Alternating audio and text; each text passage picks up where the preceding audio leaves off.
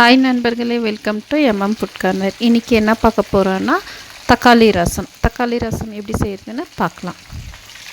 ஒரு பாத்திரத்தில் 4 தக்காளி இந்த மாதிரி கட் பண்ணி போட்டுக்கலாம். அப்புறம் ஒரு சின்ன துண்டு புளி, தேவையான அளவு உப்பு, கொஞ்சமாக தண்ணி ஊற்றி நல்லா இதை தக்காளி நல்லா வேக விட்டு எடுத்துக்கலாம். தக்காளி இந்த அளவுக்கு வெந்ததுக்கப்புறம் ஆஃப் பண்ணிடலாம். ஆஃப் பண்ணிவிட்டு ஆற விட்டு இதை நல்லா தோல் இல்லாமல் எடுத்துடலாம். கடாயில் 2 ஸ்பூனு குருமிளகு, 1 ஸ்பூன் ஜீரகம், 4 வரமிளகா, 2-3 கருவேப்பிலை. இதை லைட்டாக ரோஸ்ட் பண்ணிக்கலாம்.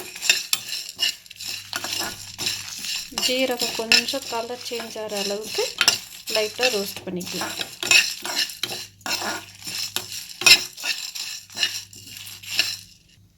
இந்த அளவுக்கு ரோஸ்ட் ஆனதுக்கப்புறம் ஒரு மிக்ஸி ஜாரில் போட்டுக்கலாம். நம்ம ரோஸ்ட் பண்ணது மிக்ஸி ஜாரில் போட்டு ஒரு 10 பல் பூண்டு, கொஞ்சமாக கொத்தமல்லி, 1/4 ஸ்பூன் மிளகாத்தூள் போட்டுட்டு பல்ஸ் மோடில் நம்ம அரைச்சி எடுத்துக்கலாம். இந்த அளவுக்கு அரைச்சி எடுத்துக்கலாம். ரொம்ப நைஸாக அரைக்காமல் இந்த அளவுக்கு அரைச்சாதான் ரசத்துக்கு நல்லாயிருக்கும்.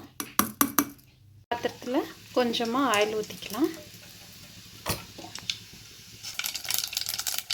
கொஞ்சமாக கருவேப்பிலை, அடுத்து அரைச்ச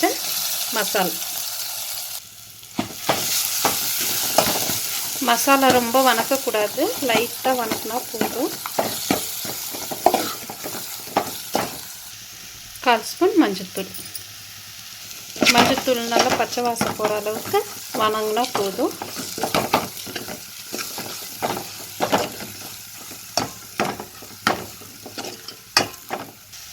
அடுத்து தக்காளியும் புளியும் வேக வச்சு கரைச்சி எடுத்த தண்ணீர் கூட சேர்த்துக்கலாம்.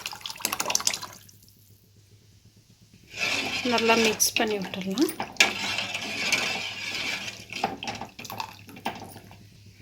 தேவையான அளவு உப்பு, 1/2 ஸ்பூன் ரச பவுட்ரு,